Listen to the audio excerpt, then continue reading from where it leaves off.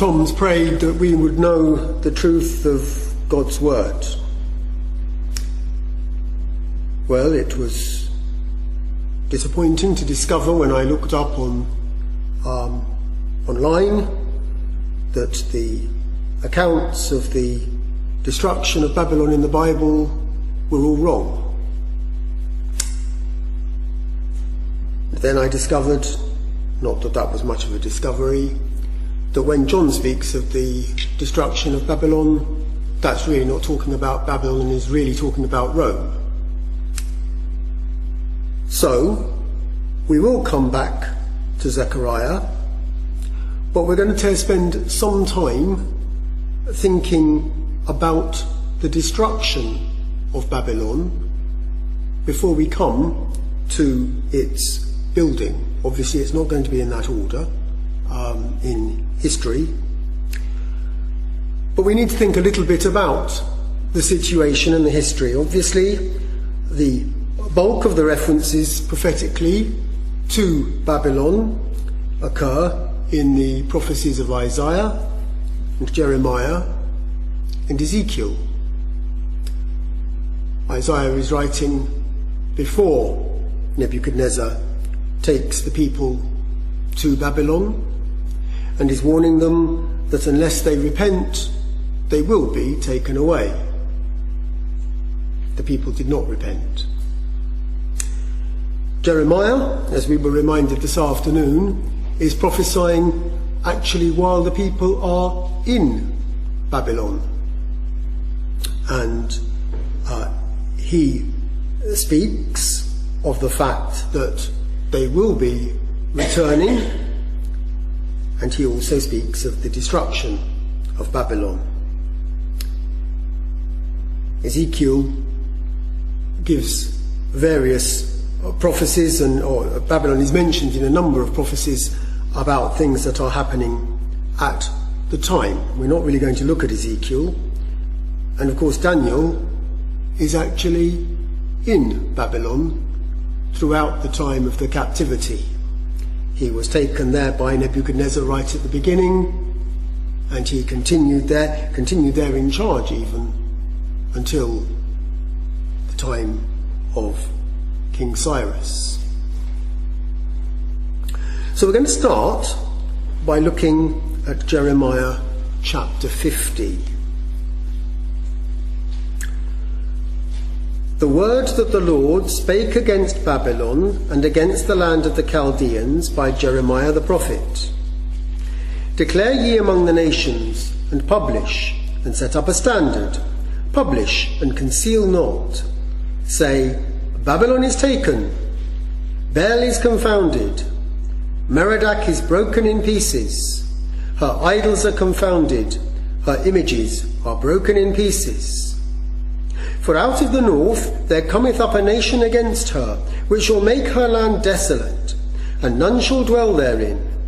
They shall remove, they shall depart, both man and beast. In those days and in that time, saith the Lord, the children of Israel shall come, they and the children of Judah together, going and weeping. They shall go and seek the Lord their God. They shall ask the way to Zion with their faces thitherward, saying, Come, and let us join ourselves to the Lord in a perpetual covenant that shall not be forgotten. My people hath been a lost sheep. Their shepherds have caused them to go astray. They have turned them away on the mountains. They have gone from mountain to hill. They have forgotten their resting place. All that found them have devoured them, and their adversaries said, We offend not, because they have sinned against the Lord, the habitation of justice, even the Lord, the hope of their fathers. Remove out of the midst of Babylon, and go forth out of the land of the Chaldeans, and be as the he-goats before the flocks. For lo, I will raise and cause to come up against Babylon an assembly of great nations from the north country, and they shall set themselves in array against her. From thence she shall be taken, The arrow shall be as a mighty expert man. None shall return in vain. Now, we have here the Lord speaking to his people and warning them to leave Babylon. They are warned to go to Zion, and yet they have to ask the way to Zion.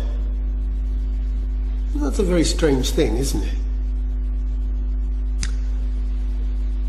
Isaiah has already told us that Cyrus will send the people back to build the temple. And yet, here we have people having to be told to flee and not knowing actually where to go. So this is something very strange. And Bel and Merodach, the gods of Babylon, are confounded and broken. The regime, the way that things have been set up, is coming to an end. And a vast assembly of nations, an assembly of great nations, is going to attack.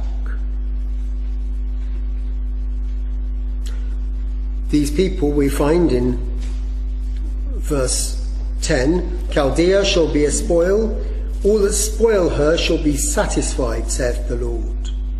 Because ye were glad, because ye rejoiced, O ye destroyers of mine heritage, because ye are grown fat as the heifer at grass, and bellow as bulls, your mother shall be sore confounded. She that bare you shall be ashamed. Behold, the hindermost of the nations shall be a wilderness, a dry land and a desert. Because of the wrath of the Lord, it shall not be inhabited, but it shall be wholly desolate. Every one that goeth by Babylon shall be astonished and hiss at all her plagues. So there is a great wonder here, a great shock that this huge city has been brought to nothing. Of course, we know that Nebuchadnezzar's Babylon was one of the 7 wonders of the ancient world. The hanging gardens of Babylon were this tremendous building that had been set up, and when Nebuchadnezzar in his pride boasted of the Babylon that he had built, actually it was pretty much what he as the emperor had established and built. He was of course wrong and had already been warned about that state of pride, but it was a reasonable claim. And now these people see Babylon and they're shocked. But then the command comes, verse 14, put yourselves in array against Babylon round about. All ye that bend the bow, shoot at her, spare no arrows, for she hath sinned against the Lord. Shout against her round about. She hath given her hand. Her foundations are fallen, her walls are thrown down. For it is the vengeance of the Lord. Take vengeance upon her, as she hath done, do unto her. So the Lord calls for this city to be destroyed. But then Jeremiah says in verse 17, Israel is a scattered sheep. The lions have driven him away. First the king of Assyria hath devoured him, and last this Nebuchadnezzar, king of Babylon, hath broken his bones. Therefore thus saith the Lord of hosts, the God of Israel, Behold, I will punish the king of Babylon and his land, as I have punished the king of Assyria. And I will bring Israel again to his habitation, and he shall feed on Carmel and Bashan, and his soul shall be satisfied upon Mount Ephraim and Gilead. In those days, and in that time, saith the Lord, the iniquity of Israel shall be sought for, and there shall be none. And the sins of Judah, and they shall not be found. For I will pardon them whom I reserve. So we have the king of Babylon being punished. Well, as I've just intimated, the king of Babylon, Nebuchadnezzar, was punished. He was driven as a beast for a while, until he looked up and acknowledged the power of the Lord God, and his understanding returned to him, and he was restored to his land. The last king of Babylon, Belshazzar, he of course was punished and taken out of the way. But of course, Babylon wasn't destroyed at that point. The Medes, Darius the Mede, and then Cyrus ruled there. Clearly, that's not the destruction that this chapter is speaking of. And then we read those wonderful words that in those days and in that time, saith the Lord, the iniquity of Israel shall be sought for, and there shall be none. And the sins of Judah, and they shall not be found. Well, first of all, Israel was never in Babylon. That was Judah. Israel was taken by Assyria, and they were scattered and essentially lost. They never returned.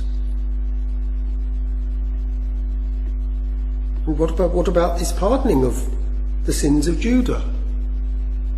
Had we read through the rest of Zechariah and Haggai as they were contemporary, we find lots of criticisms, because when they came back to the land, they didn't get on and build the temple.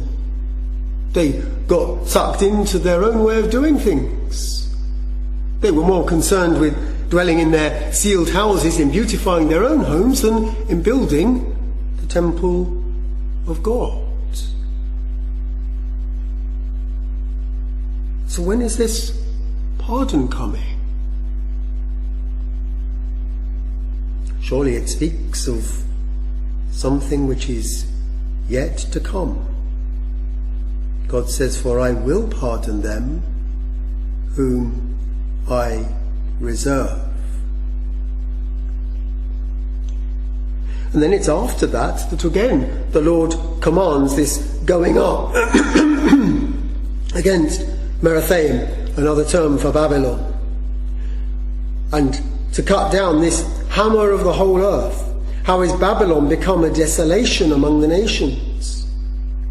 I have laid a snare for thee, and thou also art also taken, O Babylon, and thou wast not aware. Thou art found and also caught, because thou hast striven against the Lord. The Lord is fighting against her. It's a very solemn situation. And we have these sort of calls repeated as you go through the rest of this wonderful chapter, a very solemn chapter. The voice of them that flee and escape out of the land of Babylon, to declare in Zion the vengeance of the Lord our God, the vengeance of his temple. God will judge his people. We were reminded of that this afternoon as well, weren't we? That the Lord will judge the people and declare justice for his people who have been so grievously harmed. Call together the archers against Babylon, All ye that bend the bow, camp against it round about. Let none thereof escape. Recompense her according to her work, according to all that she hath done, do unto her. For she hath been proud against the Lord, against the Holy One of Israel. God says, verse 31, Behold, I am against thee, O thou most proud, saith the Lord God of hosts. For thy day is come, the time that I will visit thee, and thy most proud shall stumble and fall, and none shall raise him up. And I will kindle a fire in his cities, and it shall devour all about him.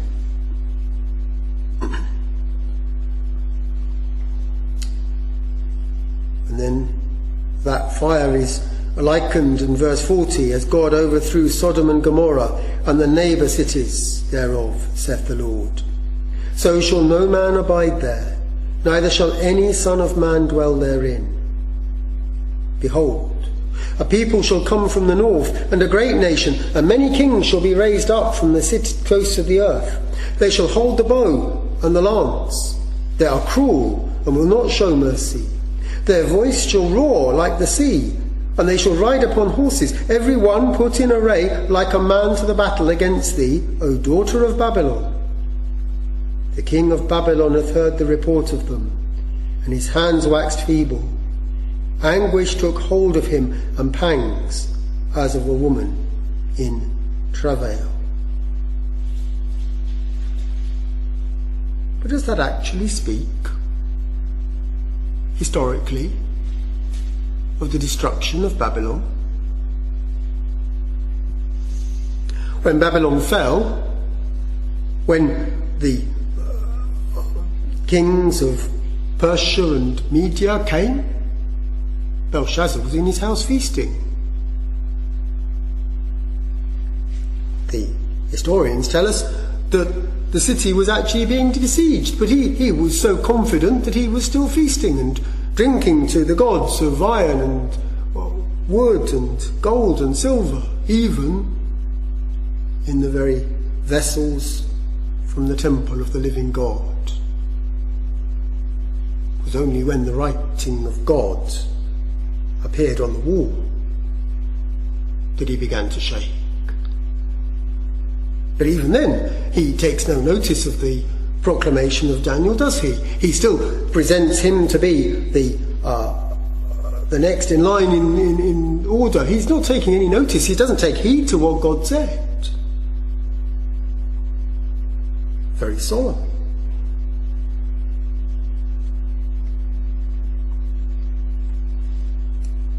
And if we think about Cyrus is called by God the Blessed One. He is his shepherd. He is the one that he has raised up. He is his anointed. So these words are not true of him.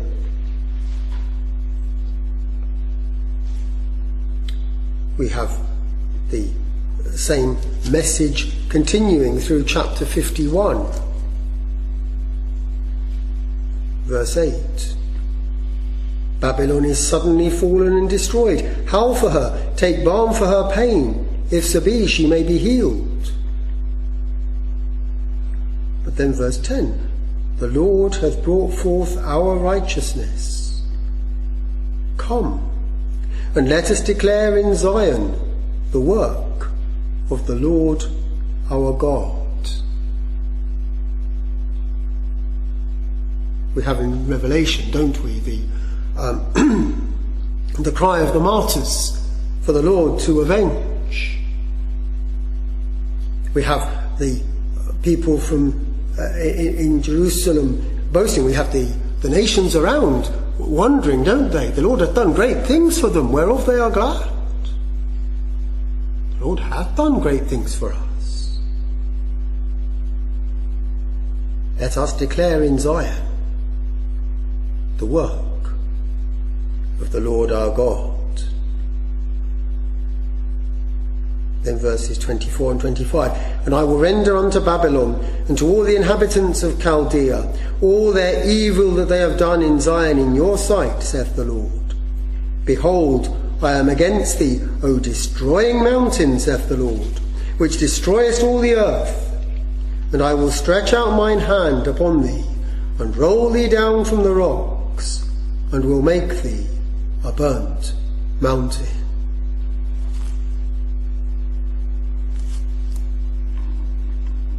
And the land, verse 29, shall tremble and sorrow, for every purpose of the Lord shall be performed against Babylon, to make the land of Babylon a desolation without an inhabitant.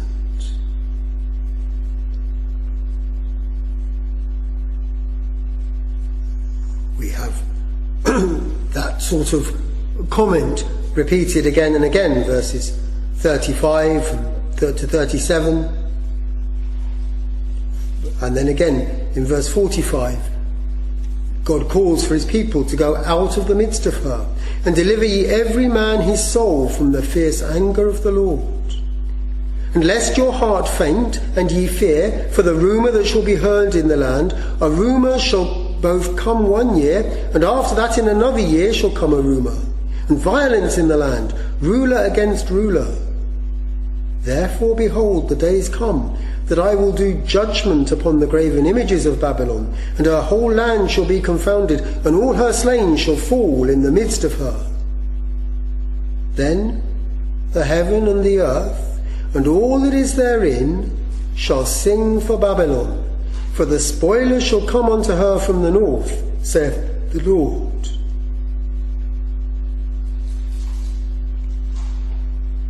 As Babylon hath caused the slain of Israel to fall, so at Babylon shall fall the slain of all the earth.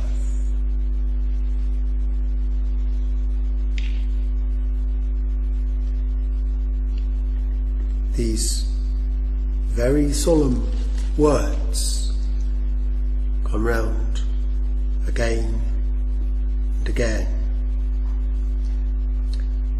Verse 57.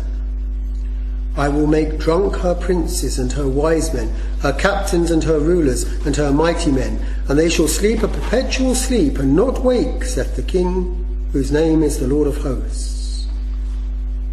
Thus saith the Lord of hosts, the broad walls of Babylon shall be utterly broken, and her high gates shall be burned with fire, and the people shall labour in vain, and the folk in the fire, and they shall be weary. Then right at the end of the chapter thou shalt say, thus shall Babylon sink, and shall not rise from the evil that I will bring upon her, and they shall be weary. Thus far are the words of Jeremiah.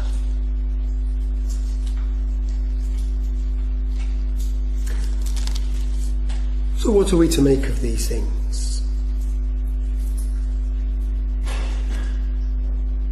We have a very great destruction, but we have that which points to the fact that this isn't something that is already past. Now we can look at where Babylon was today, and we will find that it is barren, that there are not any inhabitants, that it has been destroyed. We will come to something else later, but so in a sense some of these things do seem to have been fulfilled, and yet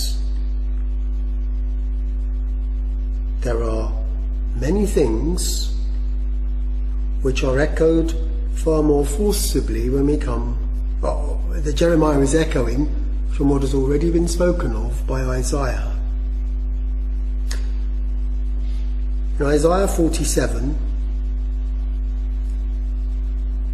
Isaiah says, or the Lord says, come down and sit in the dust, O virgin daughter of Babylon.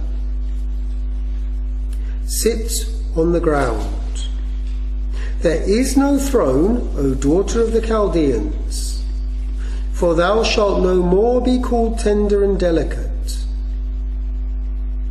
Take the millstones and grind meal, uncover thy locks, make bare the leg, uncover the thigh, pass over the rivers. Thy nakedness shall be uncovered, yea, thy shame shall be seen. I will take vengeance, and I will not meet thee as a man. As for our Redeemer, the Lord of hosts is his name, the Holy One of Israel. Sit thou silent, and get thee into darkness, O daughter of the Chaldeans, for thou shalt no more be called the Lady of Kingdoms.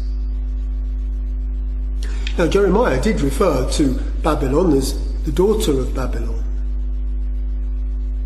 But here, that's emphasized over and over again, isn't it? The virgin daughter of Babylon, the daughter of the Chaldeans, the lady of the nations.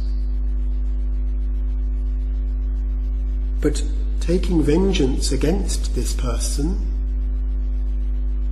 this evil person, is our Redeemer, the Lord of hosts. And as we read those words of the Lady of Kingdoms, surely it immediately reminds us of that great title, that terrible title that John gives, the whore of Babylon.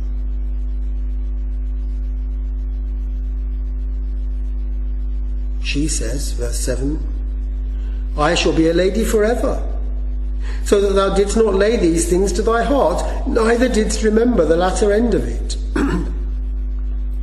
Wherefore, hear now this, thou that art given to pleasures, that dwellest carelessly, that sayest in thy heart, I am, and none else beside me, I shall not sit as a widow, neither shall I know the loss of children. But these two things shall come to thee, in a moment, in one day, the loss of thy children and widowhood. They shall come upon thee in their perfection, for the multitude of thy sorceries, and for the great abundance of thine enchantments. Now again, Babylon was and is known for that false religion and for that degree of false wisdom, shall we say. We find, and Isaiah has already made mention, and it comes again here, verse 12, stand now with thine enchantments, and with the multitude of thy sorceries, wherein thou hast laboured from thy youth, if so be thou shalt be able to profit, if so be thou mayest prevail. Thou art wearied in the multitude of thy counsels. Let now the astrologers, the stargazers, the monthly prognosticators stand up and save thee from these things that shall come upon thee. Very interesting, isn't it? All these people, they're standing up and they're supposedly being able to reveal the secret things, but God says they can't do anything about it. God is in control. So, again, that destruction. Behold, they shall be as stubble. The fire shall burn them. They shall not deliver themselves from the power of the flame. There shall not be a coal to warm at, nor fire to sit before it.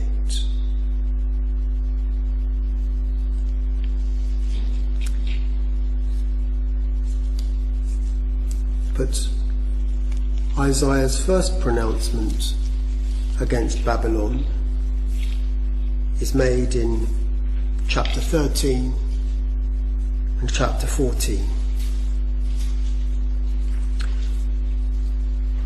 And as we come to these, I hope that we shall see more clearly that actually what we have been reading has to be something that will come because of the very context that is spoken of.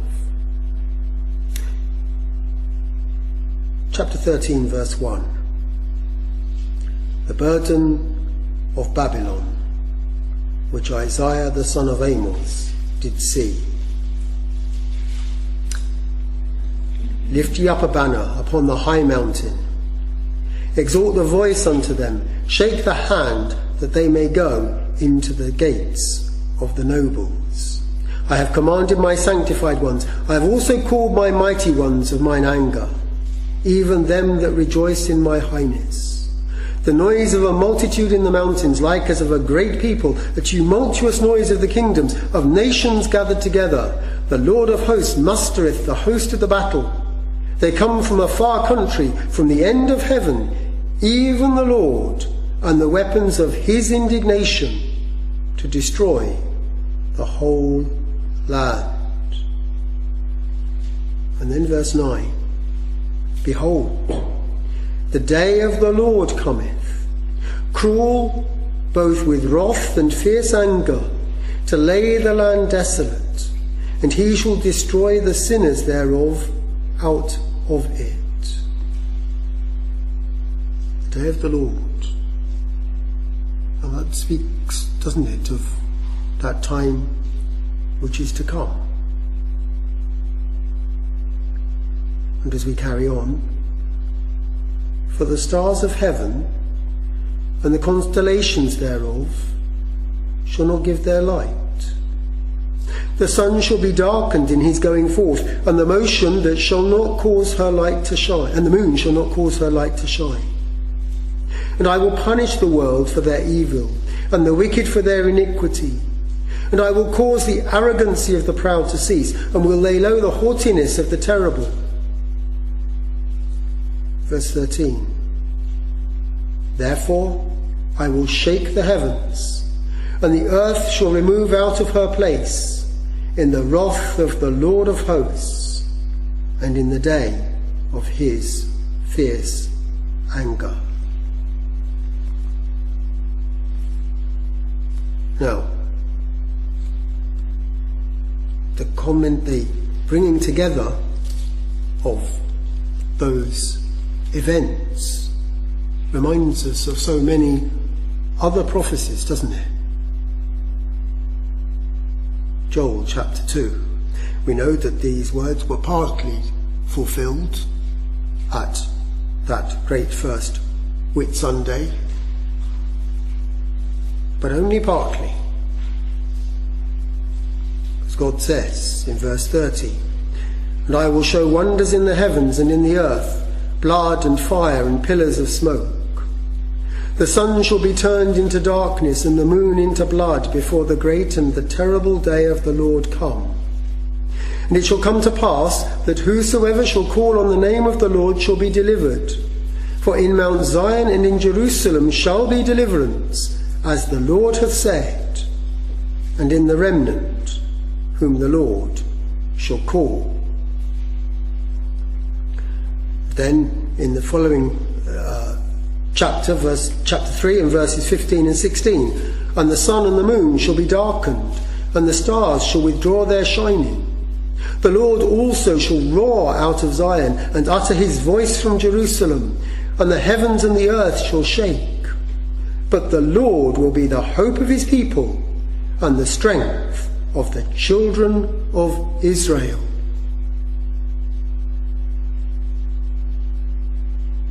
For behold, verse 1, in those days and in that time when I shall bring again the captivity of Jerusalem, of Judah and Jerusalem.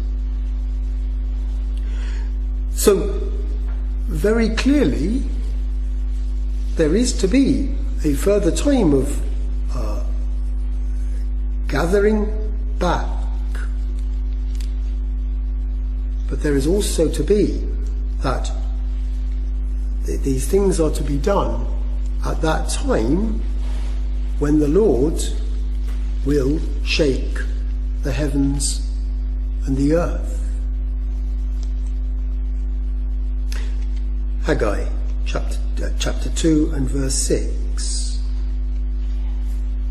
For thus saith the Lord of hosts, yet once, it is a little while, and I will shake the heavens and the earth, and the sea and the dry land, and I will shake all nations, and the desire of all nations shall come, and I will fill this house with glory, saith the Lord of hosts. Now I must confess that I have preached from that verse and spoken of the desire of all nations as Christ coming, and those of you that know Handel's Messiah will know that those words are sung in that as well. But Mr. Newton points out that actually the come is not singular but plural. And he therefore says that it's the chosen things of the nations that shall come. They shall be brought to Jerusalem. And therefore, again, he places this as being a greater fulfillment of yet another temple, as it were, a continuation of this rebuilt temple, when the Lord will come.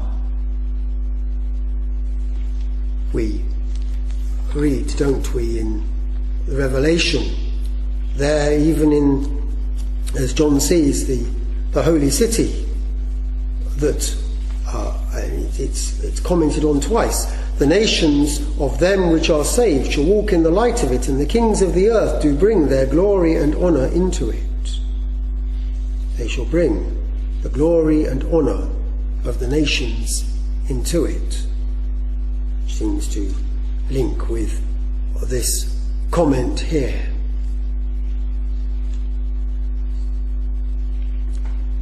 Micah chapter 4. But in the last days it shall come to pass that the mountain of the house of the Lord shall be established in the top of the mountains, and it shall be exalted above the hills, and people shall flow unto it. And many nations shall come and say, Come, and let us go up to the mountain of the Lord, and to the house of the God of Jacob. And he will teach us of his ways, and we will walk in his paths. For the law shall go forth of Zion, and the word of the Lord from Jerusalem. We say, well, what's that got to do with this? Verse 11. Now also many nations are gathered against thee, that say, Let her be defiled, and let our eye look upon Zion. But they know not the thoughts of the Lord, neither understand they his counsel.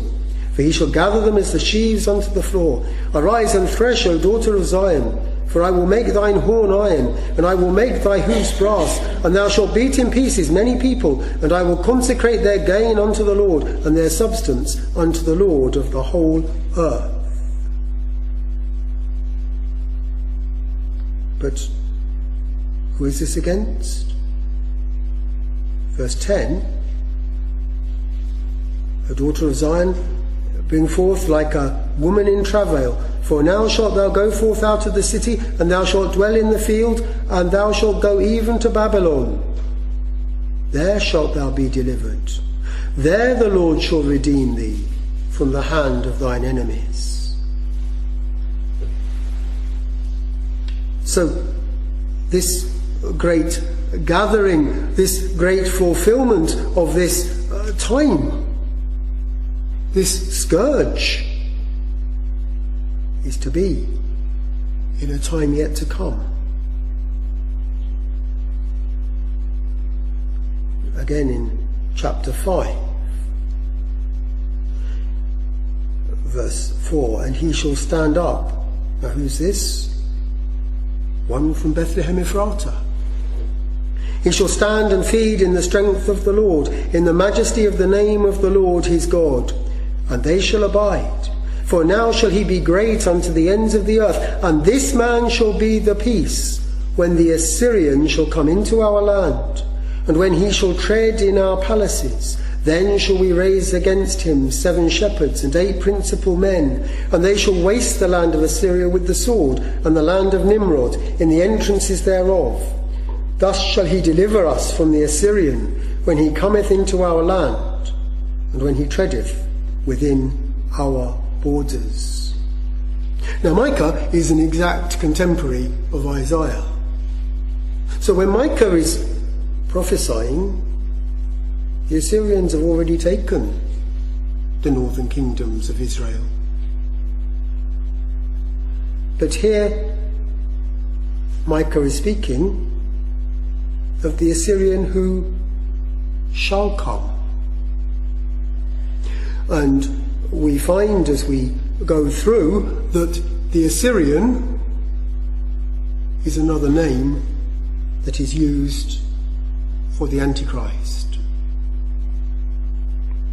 and also the Prince of Babylon. So again, this is speaking of the time to come. That shaking of the skies and the constellations of heaven being put out and the moon losing its light. Again, the Lord himself speaks of these things, doesn't he? Just before he goes to the cross, as he teaches on the Temple Mount. Matthew 24:29, immediately after the tribulation of those days shall the sun be darkened, and the moon shall not give her light, and the stars shall fall from heaven, and the powers of the heavens shall be shaken. And then shall appear the sign of the Son of Man in heaven. And then shall all the tribes of the earth mourn, and they shall see the Son of Man coming in the clouds of heaven with power and great glory. In Hebrews chapter 12,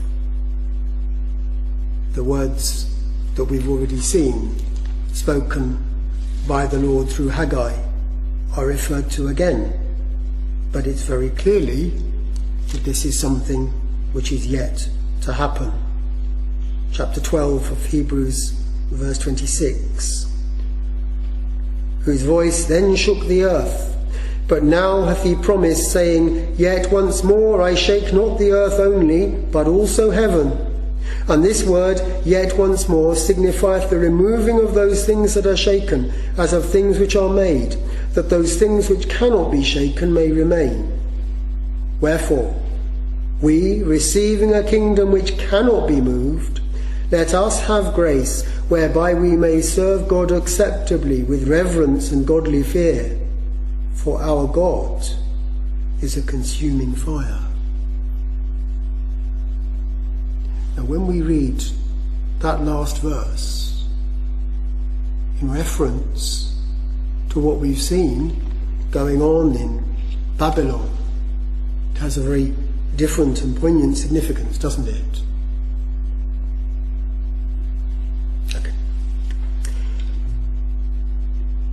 There's something else very wonderful.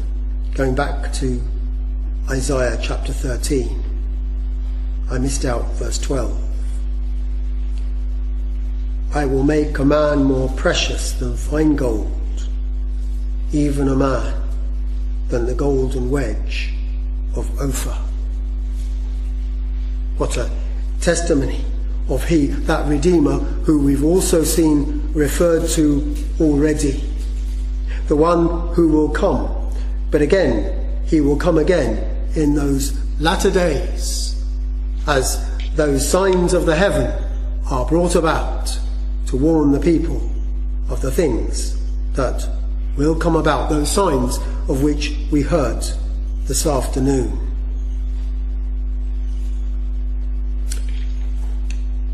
Well, Isaiah goes on to speak in very similar ways, as we've seen in Jeremiah, verse 19. The Babylon, the glory of kingdoms, the beauty of the Chaldees' excellency, shall be as when God overthrew Sodom and Gomorrah. It shall never be inhabited. And as we go through chapter 14, we see the same thing. How hath the oppressor ceased? The golden city ceased. The Lord hath broken the staff of the wicked and the sceptre of the rulers. And then we find, how art thou fallen from heaven, O Lucifer, son of the morning? How art thou cast down to the ground, which didst weaken the nations? For thou hast said in thine heart, I will ascend into heaven. I will exalt my throne above the stars of God. I will sit also upon the mount of the congregation in the sides of the north. I will ascend above the heights of the clouds. I will be like the Most High.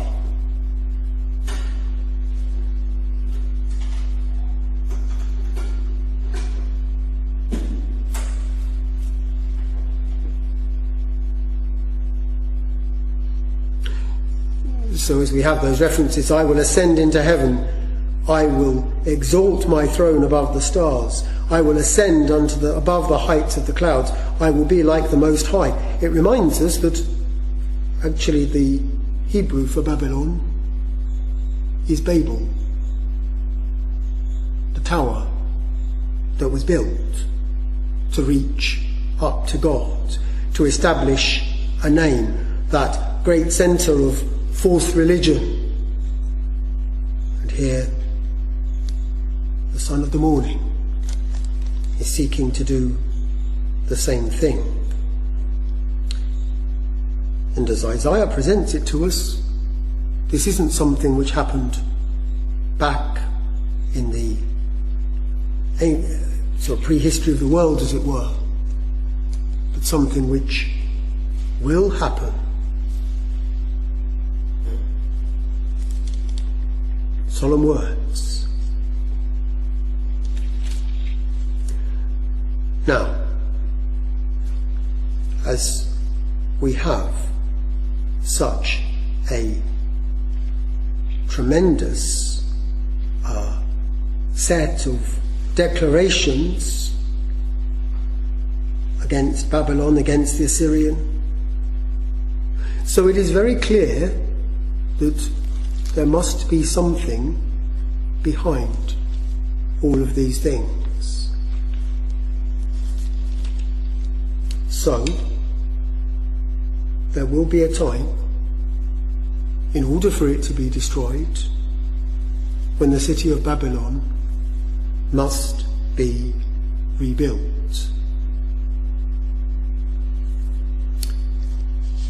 In Zechariah, we read of that time. Verse 11 of chapter 5. The two women, again you'll notice it's women. One was in the ephah.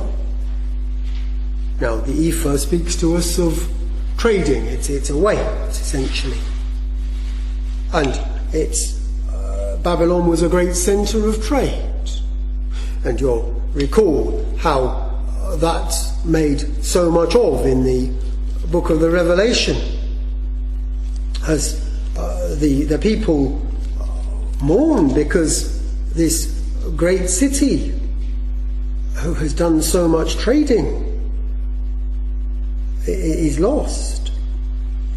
Alas, alas, that great city of Babylon, that mighty city, for in 1 hour is thy judgment come. Notice that, in 1 hour. This great force wipes it out.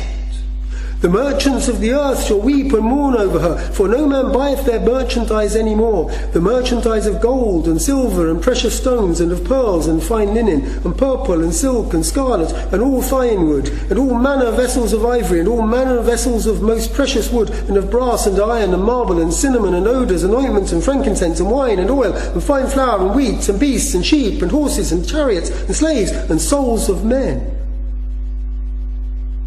What a list!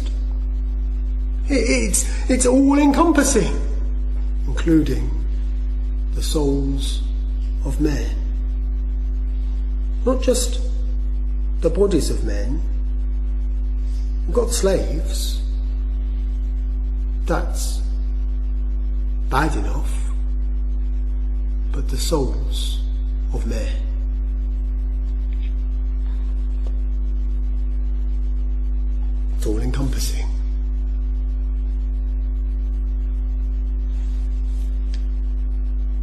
this is wickedness, we read in Zechariah verse 8.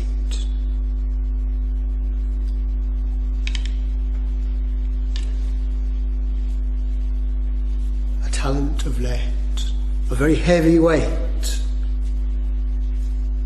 and this is a woman that sitteth in the midst of the ephah. As though she herself is part of that great trade, the whore of Babylon. And indeed, as Zechariah looks, one woman was there, but now there come out two women. And the wind was in their wings, for they had wings like the wings of a stork, and they lifted up the ephah between the earth and the heaven. This is taken up, and it's to be expanded, it's to be exported, it's to be taken to the land of Shinar. To the land of Shinar. I've already made mention of the Tower of Babel. Where was the Tower of Babel?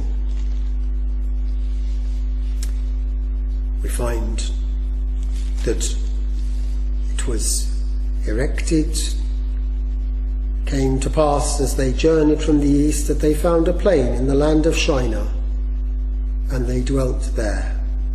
And they said one to another, "Go to, let us make brick, and burn them thoroughly." And they had brick for stone, and slime had they for mortar. But where are we? We're in the land of Shinar. Part of the solemn empire of Nimrod, the one who was in opposition right from the beginning to God, even as Nimrod, the mighty hunter before the Lord. And the beginning of his kingdom was Babel and Erech, or Iraq as we know it today, and Akkad and Calneh in the land of Shinar. Out of that land went forth Asher and builded Nineveh, the capital of Assyria, and the city Rehoboth and Calneh. So we go on, and Mizraim also, Egypt. So, very solemn things. And of course you'll recall that as Daniel is taken to Babylon, again, the Lord gave Jehoiakim, king of Judah, into his hand with part of the vessels of the house of God, which he carried into the land of Shinar, to the house of his God. And he brought the vessels into the treasure house of his God.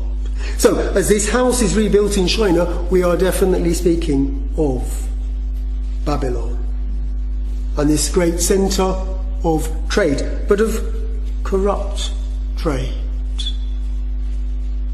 It's a system which is all-embracing, and it's a system which, just as it has been from the days of Nimrod, is in opposition to, is against the Lord. But as this destruction is very clearly to come about at the end of the age, when that shaking of the heavens comes about, so this rebuilding is yet to take place. Now, throughout history, there have been various attempts to rebuild Babylon. Alexander the Great was the first to try, and he died probably there before he got very far. Saddam Hussein famously started to rebuild Babylon. There are those again who are seeking to do so now. They're seeking to do so at the moment more as a tourist attraction. But what's a tourist attraction? It's a mark of trading, isn't it? It's to draw people to come in.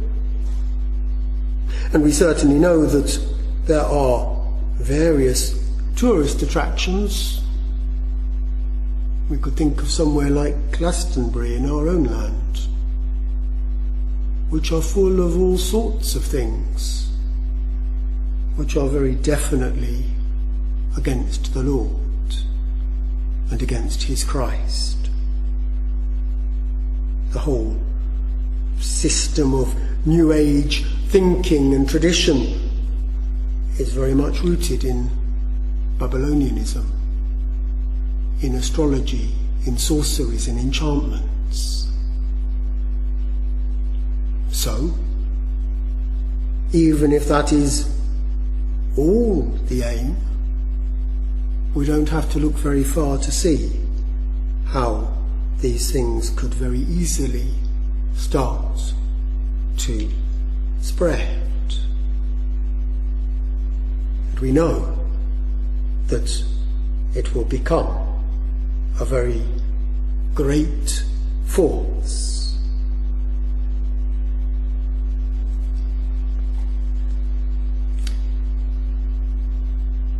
But we also read the previous chapter of Zechariah, where God speaks about the fact that it is by his Spirit that the Lord's work will be done, and the foundation of his house will be laid. But who art thou, O great mountain? You might recall that we've seen many references to the mountain of Babylon. Now, Babylon isn't really a mountain, but it was something that had waxed great, something which had a vast power, a vast influence, a high place against the Lord. But God says, before Zerubbabel thou shalt become a plain. Now, again, that's a very interesting term, isn't it? Zerubbabel clearly died many thousands of years ago.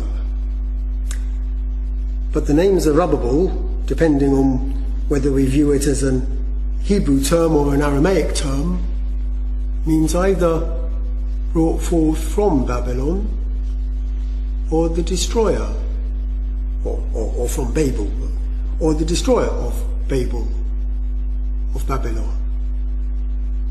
And this great mountain will be destroyed before Zerubbabel. The Lord's power, speaking here very clearly of that which is to come about. But it is the same one who will crush this mountain, who will lay the foundations of the temple of the Lord. So very wonderfully here we have two things built again. We have the building of this city of Shinar, city in Shinar, Babel, but we have too the building of the temple of the Lord. And we know from Ezekiel that there will be that time when the temple is rebuilt.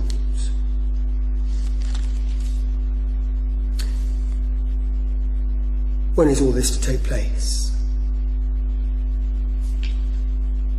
Well, as Mr. Foster said this afternoon, the exact times of these things are not revealed to us. We need to be on our guard, we need to be aware of them. But you don't need me to tell you that Isaiah 13 comes after Isaiah 11 and Isaiah 12. Now, not all of these things are always chronological, but I don't think that's insignificant. Isaiah 11 verse 1, and there shall come forth a rod out of the stem of Jesse, and a branch shall grow out of his roots.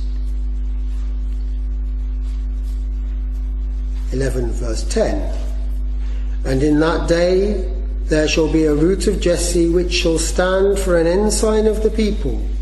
To it shall the Gentiles seek, and his rest shall be glorious. Now, as we start that chapter, we hear those words quoted very often at the time when the Lord's first advent is remembered. But here, it's when the Gentiles will seek, and his rest shall be glorious. The rest that he brings. And it shall come to pass in that day that the Lord shall set his hand again the second time to recover the remnant of his people which shall be left from Assyria, and from Egypt, and from Pathros, and from Cush, and from Elam, and from Shinar, and from Hamath, and from the islands of the sea. And he shall set up an ensign for the nations, and shall assemble the outcasts of Israel, and gather together the dispersed of Judah from the four corners of the earth. Now you see why we've seen several times about the Lord calling his people out from Babylon. And people look and they say, well, that happened way back in the times of Cyrus. But this is a time yet to come, when the Lord will call his people together. He is already calling his people together from various nations, but there will be those from Shinar,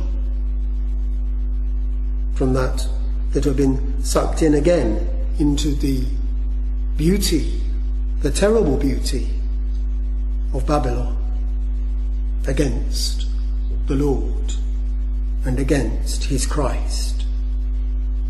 But he shall set up, verse 12, an ensign for the nations, and shall assemble the outcasts of Israel, and gather together the dispersed of Judah from the four corners of the earth.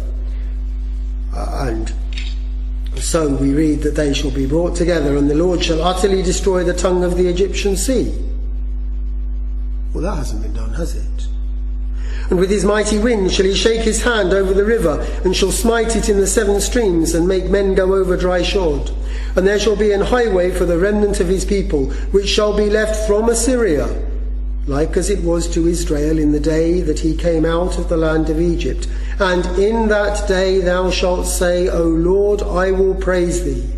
Though thou wast angry with me, thine anger is turned away, and thou comfortest me. Behold, God is my salvation. I will trust and not be afraid. For the Lord Jehovah is my strength and my song. He also is become my salvation.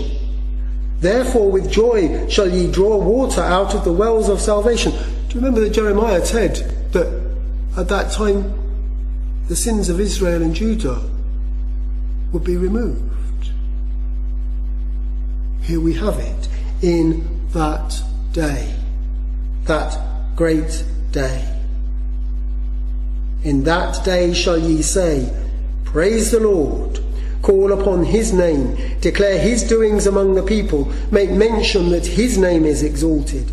Sing unto the Lord, for he hath done excellent things. This is known in all the earth. Cry out and shout, thou inhabitant of Zion, for great is the Holy One of Israel.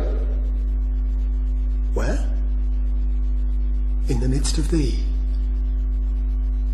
This great destruction of Babylon, which is yet to be built, will come about in that great day as the Lord is here.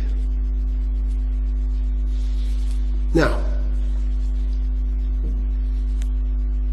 John, in the Revelation, speaks from the end of chapter 16 all the way through chapter 17 and all the way through chapter 18. And we find over and over again, as we go through those chapters, echoes of what we've already read. So we hear that great cry that goes out, Babylon is fallen. It's fallen. Babylon the Great is fallen. But that's what Isaiah said. Those words are in Isaiah chapter 13. The wrath of her fornication. The whole picture, not the exact words, but the picture that we have all the way through these things echoes what we've already read from Jeremiah and from Isaiah. Now, I can understand people thinking that in John's time, if he put that Rome was going to be destroyed in such a way that there would be trouble and people would be against him and they would destroy the manuscripts, etc., etc., etc. But John is using the very same words that Isaiah and Jeremiah were speaking about. Now, as we come to Isaiah 13, we find it at the beginning, Isaiah 13 and 14, but then we have the burden of Moab, and we go through the burden of Damascus, and we go through place after place after place. Now, Isaiah isn't afraid of testifying against Babylon, but if he's not afraid of testifying against the might of Babylon, Rome was utterly insignificant. Rome was pretty much non-existent. So there was no reason for him to be afraid. Very clearly, these things speak of a mystery, yes, but of something very great that will be raised up. A system, a trading system, and we had mentioned, didn't we, of that trading system under the mark of the beast. But it shall be utterly destroyed by the Lord in his day, and his day shall be glorious. There's one other comment I want to make just about that, and again it was referred to this afternoon, but in Revelation chapter 11 and verse 8, John speaks of the great city which spiritually is called Sodom and Egypt, where also our Lord was crucified. Now, he clearly hasn't called it Jerusalem, but it is very clear that that is what he's speaking about. There are many ways that if John meant anything other than Babylon, he could have given a very clear indication in his writing that that's what he meant. But he didn't, for the simple reason that he didn't mean that. He's speaking of a city which is yet to be rebuilt, which will be utterly destroyed by the Lord. But we look to that day. In that day, we find at the end of Zechariah, there shall be a fountain open to the house of David and to the inhabitants of Jerusalem for sin and for uncleanness. in that day there will be a wonderful opening up of these things. There shall be upon the bells of the horses holiness unto the Lord. There will be that worshipping. There will not be a Canaanite in the house of the Lord, but those that are worshipping shall be those of the truth of God, who know that Messiah, that man, greater than the gold of Ophir, that one who stands firm and true, the Redeemer, that ensign raised for the Gentiles. May we look to him and praise and worship his most glorious name. Amen.